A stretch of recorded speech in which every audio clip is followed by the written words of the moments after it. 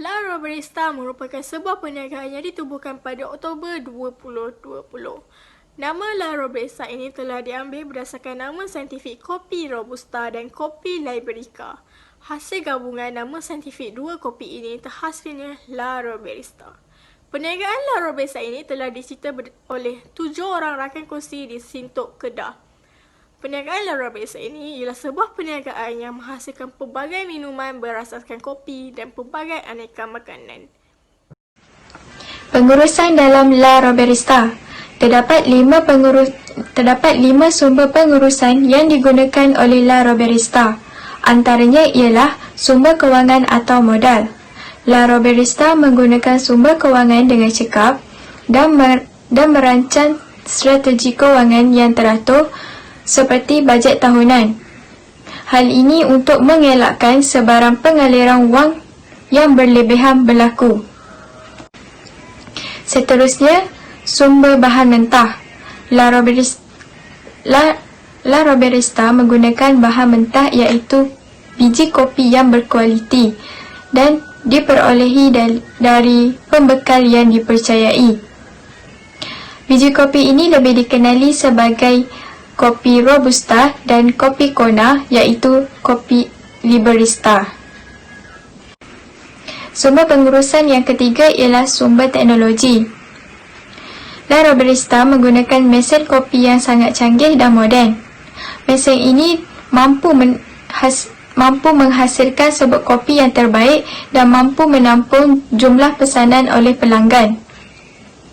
Mesin ini juga dapat mempercepatkan proses penghasilan minuman kopi. Selain itu, La Robusta menggunakan sumber pengurusan iaitu sumber manusia. La Robusta merekrut tenaga kerja yang mempunyai kemahiran dan berpengalaman dalam menghasilkan minuman kopi. La Robusta juga merekrut tenaga kerja yang mempunyai pengetahuan dalam menguruskan kafe. Dengan adanya tenaga kerja yang berkemahiran dan berpengetahuan, pengurusan dalam La Robusta dapat berjalan dengan lancar. Sumber pengurusan yang terakhir dalam La Robusta ialah cara kerja. La Robusta merancang kaedah untuk menarik minat pelanggan terhadap minuman kopi. La Robusta telah mengadakan promosi dan memastikan kopi yang dihasilkan dapat memikat hati pelanggan.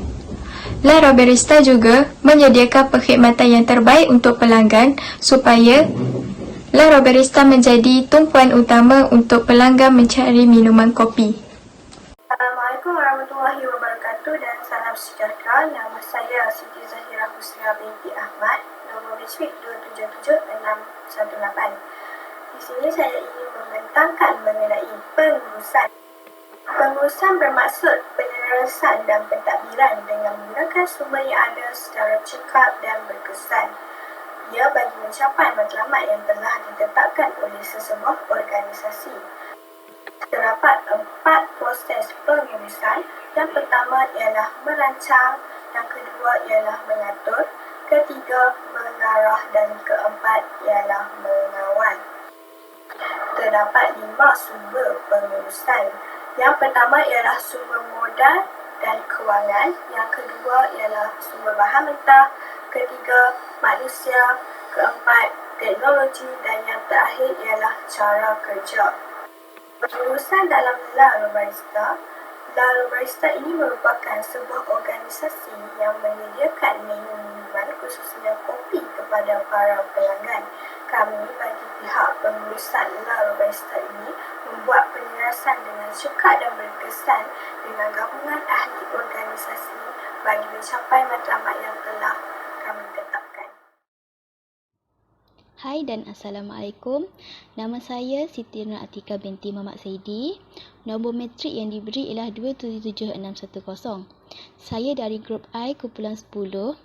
Saya akan memberitahu tentang definisi organisasi dan tujuan organisasi.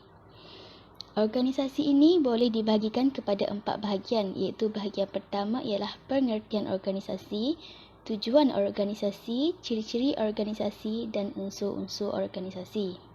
Pertama sekali, pengertian organisasi menurut Kamus Dewan edisi keempat tahun 2005 ialah kesatuan yang terdiri daripada bahagian-bahagian dalam sesuatu pertubuhan untuk tujuan-tujuan tertentu. Secara umumnya, organisasi ini merupakan tempat berkumpul bagi suatu kumpulan untuk saling bekerjasama dalam mencapai matlamat dengan menggunakan sumber daya yang ada dengan cara yang rasional dan optimis. Untuk lebih memahami apa itu organisasi, kita boleh merujuk kepada pendapat beberapa orang para ahli. Menurut portal media Pengetahuan Online 2015, Stoner menjelaskan bahawa pengertian organisasi adalah sebuah pola hubungan-hubungan melalui mana orang-orang di bawah pengarahan atasan untuk mencapai tujuan bersama. Dan James D. Money mengatakan, organisasi adalah bentuk setiap perserikatan manusia untuk mewujudkan tujuan bersama. Setiap para ahli mempunyai pendapat yang berbeza, namun mempunyai maksud yang sama, iaitu organisasi ini merupakan satu kumpulan yang bekerjasama untuk mencapai suatu tujuan. Seterusnya ialah tujuan organisasi. Tujuan organisasi ini antaranya ialah menjadikan La Roberista sebagai tempat untuk bersama-sama mencapai tujuan dengan cara yang efektif dan efisien. Cara yang efektif boleh digunakan mencapai tujuan La Roberista ialah dengan menggunakan media sosial untuk menarik pelanggan dengan membuat promosi pada hari yang istimewa. Selain itu, organisasi La Roberista ini juga bertujuan untuk meningkatkan kemampuan kemandirian dan sumber daya yang dimiliki. Kemampuan pekerja dapat ditingkatkan dengan adanya organisasi ini kerana setiap pekerja tahu akan kelebihan diri masing-masing dalam melaksanakan tanggungjawab mereka. Apabila mereka ditempatkan di bahagian masing-masing. Organisasi La Roberista ini juga menjadi tempat bagi individu-individu yang ingin memiliki jabatan, penghargaan dan pembahagian kerja sebagai tempat untuk mencari keuntungan secara bersama-sama juga merupakan tujuan organisasi La Roberista ini dibina.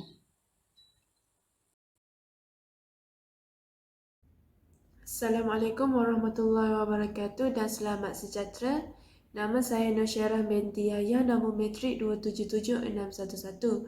Okey, di sini saya akan membentangkan pengertian organisasi, iaitu ciri-ciri organisasi dan unsur-unsur organisasi.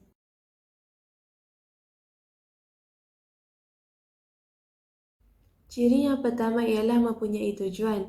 La Roberista mempunyai tujuan yang jelas dan tepat, iaitu menawarkan pelbagai minuman berasaskan kopi dan kepelbagaian jenis pencuci mulut.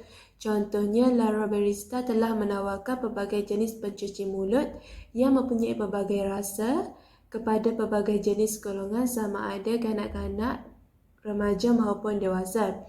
Hal ini bertujuan untuk memberi kepuasan dan kenikmatan kepada pelanggan yang datang untuk merasai keenakan pencuci mulut dan kopi yang terdapat di La Roberista.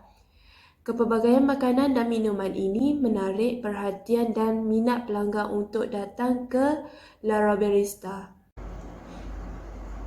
Ciri organisasi yang kedua ialah mempunyai peraturan. La Roberista mempunyai banyak peraturan yang dibuat. Hal ini bertujuan untuk mengatur dan membatasi sumber daya yang dimiliki agar saling bersinergi dalam proses mencapai sesuatu tujuan. Contohnya, La Roberista ini telah menetapkan peraturan kepada pekerja yang bekerja di syarikat ini supaya menepati masa dan berdisiplin. Hal ini demikian kerana pekerja yang menepati masa dan berdisiplin mampu menarik pelanggan untuk datang menikmati pelbagai jenis kopi dan pencuci mulut.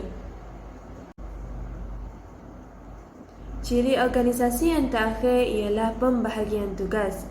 Hal ini bertujuan untuk menstabilkan organisasi tersebut. Pembahagian tugas yang ditetapkan mestilah dilakukan dengan penuh bertanggungjawab bagi mengelakkan sesuatu perkara yang tidak diingini. Contohnya, La Roberista telah menentukan pembahagian tugas kepada pekerja-pekerja bagi mengelakkan ketidakseimbangan dalam sesuatu tugas. Tugas yang diagihkan kepada pekerja-pekerja di La Roberista ini telah dilakukan dengan sebaiknya.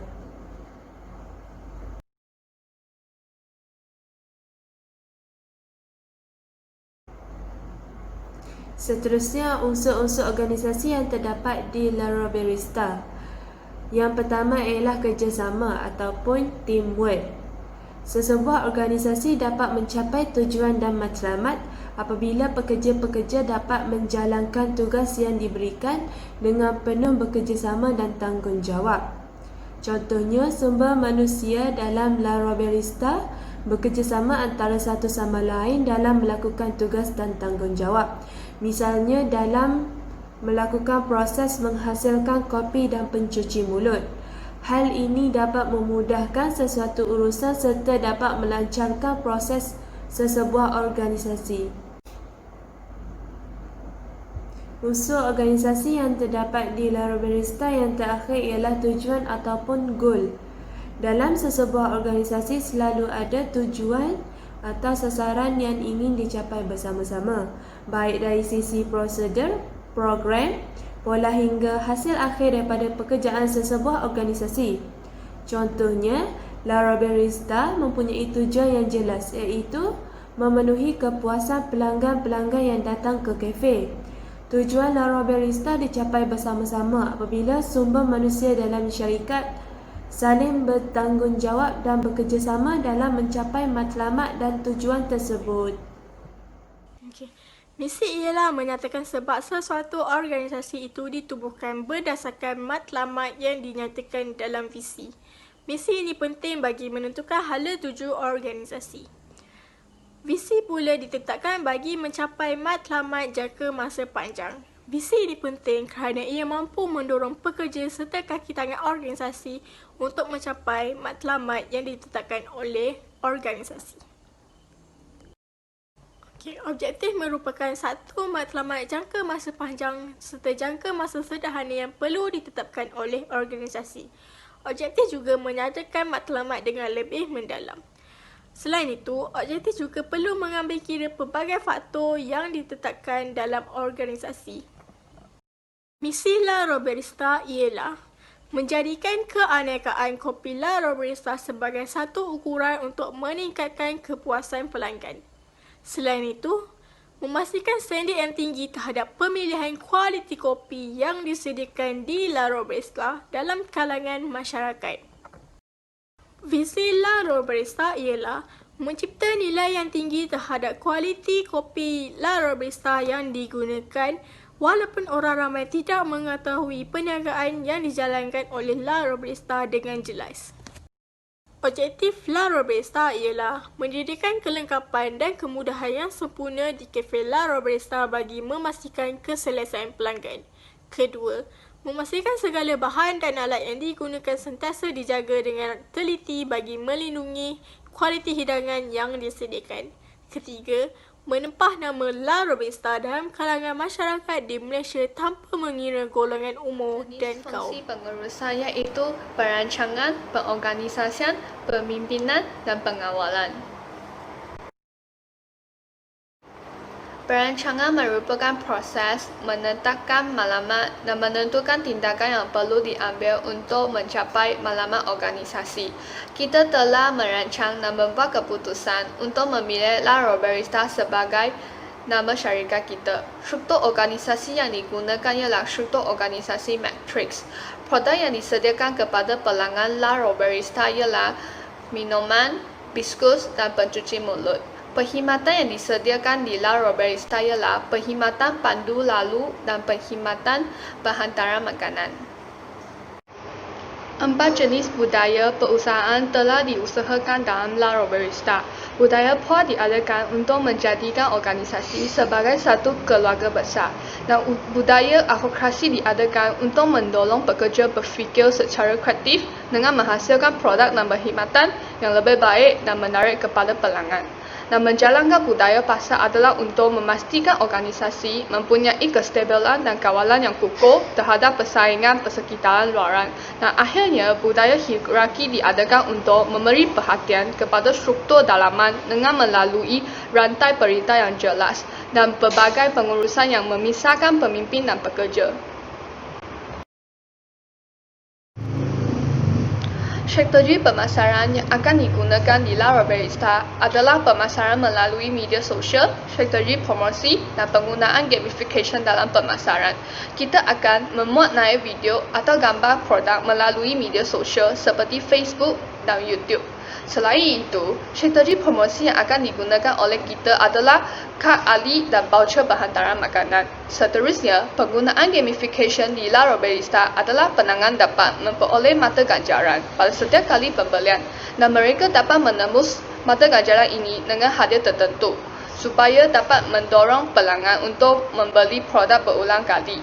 Akhirnya, kita akan menggunakan analisis SWOT untuk mendapatkan pandangan objektif mengenai semua usaha yang telah dilakukan.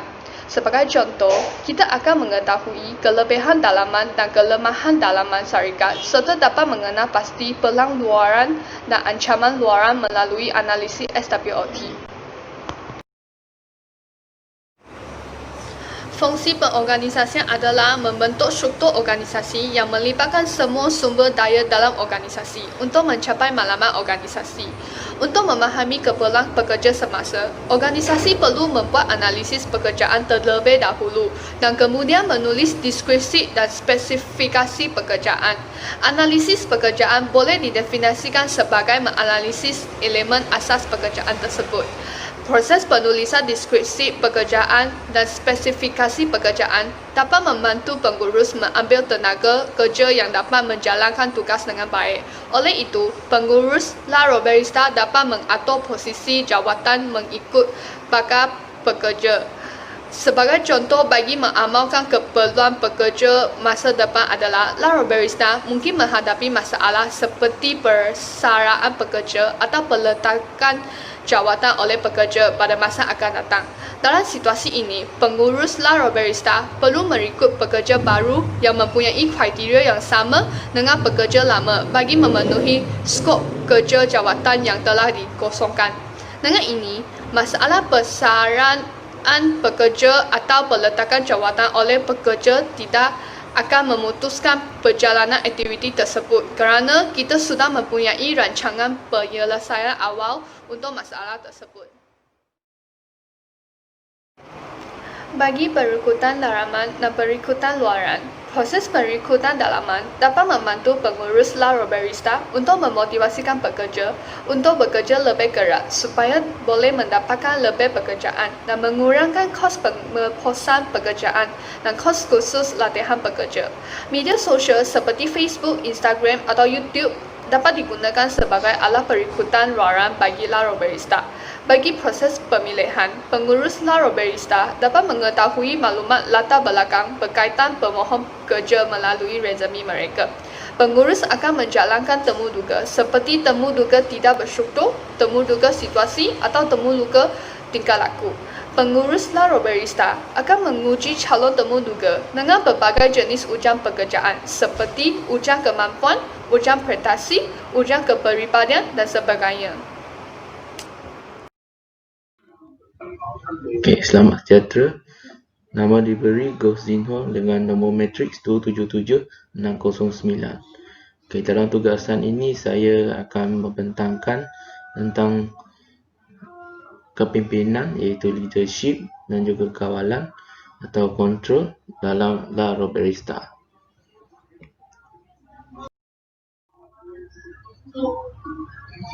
Okey, dalam kepimpinan saya akan menerangkan tentang definisi kepimpinan, ciri-ciri kepimpinan dan juga kepentingan kepimpinan.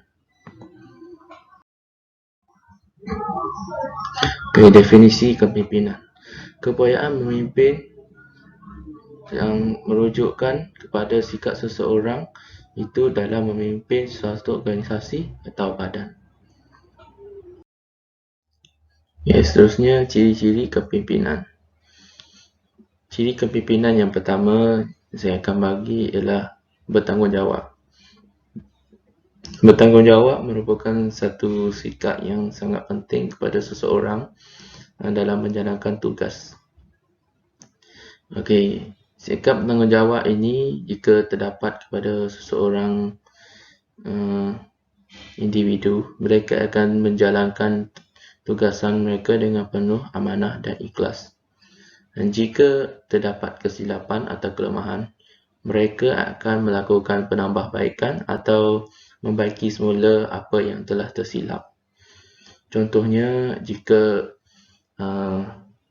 ahli dalam Roberista melakukan kesilapan dalam mengira data dan pengambilan stok, mereka yang bertanggungjawab ini akan melakukan pengiraan semula terhadap kesalahan-kesalahan berlaku dan juga mereka boleh membaiki apa yang tersilap. Okey, untuk ciri yang kedua ialah kemahiran yang tinggi.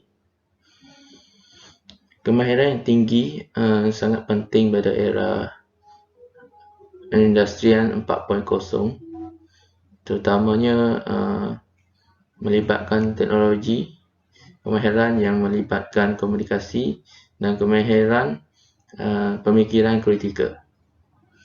Okey, untuk kemahiran teknologi atau ICT, kemahiran ini sangat penting kerana rata-rata syarikat atau usahawan telah menggunakan teknologi-teknologi yang canggih dalam membuat pengeluaran produk mereka dan juga untuk berkomunikasi. Antara platform teknologi yang canggih yang kita dapat guna ialah WhatsApp, Facebook dan Instagram. Okay, kemahiran yang kedua iaitu kemahiran komunikasi.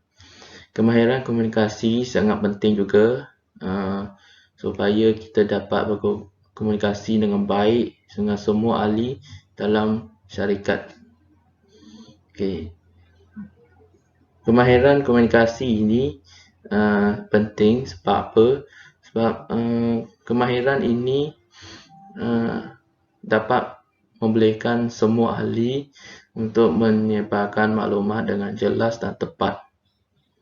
Dan jadi semua arahan-arahan daripada pihak atasan ke orang-orang bawah yang akan menjadi jelas dan tepat. Kerana ini akan memudahkan segala urusan dalam Roberista. Okay, kemahiran ketiga ialah kemahiran pemikiran kritikal. Kemahiran pemikiran kritikal ini merupakan salah satu yang wajib ada dalam pengurus-pengurus Roberista. Kerana contohnya lah pada tahun 2020 berlaku kemerosotan ekonomi sama ada di Malaysia ataupun di dunia ini.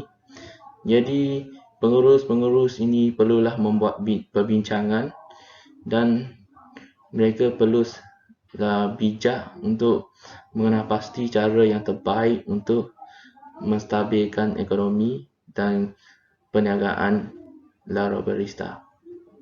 Okey, ciri kepimpinan yang ketiga ialah seseorang yang berwawasan. Okey, seseorang yang berwawasan merupakan ciri seorang itu mempunyai pandangan yang jauh. Mereka dapat membuat perancangan dan sama ada jangka pendek, jangka sederhana ataupun jangka panjang. Okay, untuk jangka pendek ni, kalau dalam course management ni dikira 1 hingga 54 minggu. Manakala jangka sederhana ialah 6 bulan hingga 24 bulan dan jangka panjang pula ialah 5 tahun ke atas.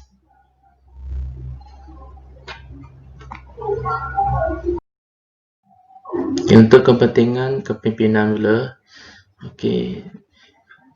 kepimpinan ini sangat penting dalam sesuatu organisasi. Contohnya bagi saya, untuk Lab Robusta ini, dengan pemimpin yang sangat bagus dan mempunyai nilai-nilai yang tinggi, mereka boleh mendidik orang-orang bawahan dan orang-orang dalaman untuk menjalankan tugas mereka dengan lebih baik. Dan juga pemimpin-pemimpin dalam Robusta ini juga boleh mempengaruhi orang-orang dalaman dengan konsep management by objektif, iaitu MBO. Dengan penerapan prinsip ini, semua ahli dalam Robusta dapat menjalankan tugas dengan baik dan juga sentiasa patuh kepada arahan-arahan syarikat. Dengan kepentingan kepimpinan ini juga, perkara ini dapat membolehkan syarikat untuk berjalan dengan lancar dan juga kejayaan pada masa hadapan dapat dikecapi dengan baik.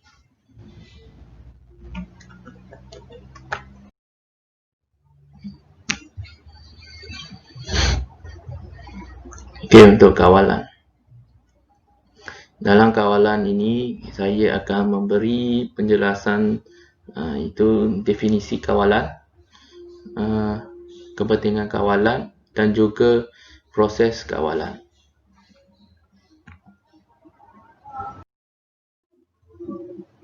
Untuk definisi kawalan, kawalan ialah satu aspek yang dilakukan untuk memantau prestasi, membuat perbandingan dengan pencapaian dan melakukan perubahan untuk pembetulan jika terdapat kelemahan atau kesilapan yang berlaku. Seterusnya ialah kepentingan kawalan. Kepentingan kawalan yang pertama ialah memastikan semua aktiviti dapat dijalankan dengan baik. Kenapa penting kawalan ni? Kerana dengan adanya kawalan, contohnya dengan melaksanakan beberapa peraturan dan juga polisi, semua aktiviti dalam syarikat dapat dijalankan dengan baik dan orang-orang dalaman syarikat La Robusta juga dapat patuh kepada semua arahan. Yang kedua ialah mengelak berlaku penyelewengan. Penyelewengan seperti kita tahu pada zaman ini sangatlah popular dengan berlakunya penyelewengan dalam syarikat-syarikat besar. Untuk mengelak berlaku penyelewengan dalam syarikat La Robusta, pemimpin dalam La Robusta, khususnya pengurus-pengurus dalam syarikat ini, mestilah turun padang untuk melakukan pemantauan bagi memastikan semua aktiviti-aktiviti yang dijalankan adalah dijalankan dengan baik dan penuh bertanggungjawab. Untuk kepentingan kawalan yang ketiga ialah mendapatkan maklum balas. Mendapatkan maklum balas juga penting, seperti membuat pemeriksaan terhadap rekod jualan dan perbelanjaan syarikat. Mendapatkan maklumat ini kenalah sentiasa dibuat supaya semua rekod-rekod yang direkodkan di syarikat ni adalah tepat, supaya semua perancangan akan dapat dibuat dengan baik.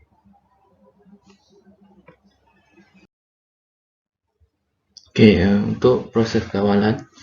Untuk proses kawalan ni terdapat 4 proses, iaitu yang pertama menetapkan piawaian, yang kedua mengukur prestasi sebenar, Ketiga, membuat perbandingan antara prestasi dengan piawaian yang ditetapkan. Dan keempat ialah membetulkan kesilapan. Untuk rumusannya, syarikat La Robusta yakin dengan misi, visi dan objektif yang ditetapkan oleh syarikat ini. Dan kita juga percaya bahawa Robusta mampu untuk bersaing dalam ekonomi. Dan akhir sekali, kami yakin dan percayalah dengan penerapan prinsip POLC, iaitu Planning, Organisation, Leadership dan Control, sangat penting dalam membawa La Robusta untuk berjaya di masa hadapan. Sekian, terima kasih.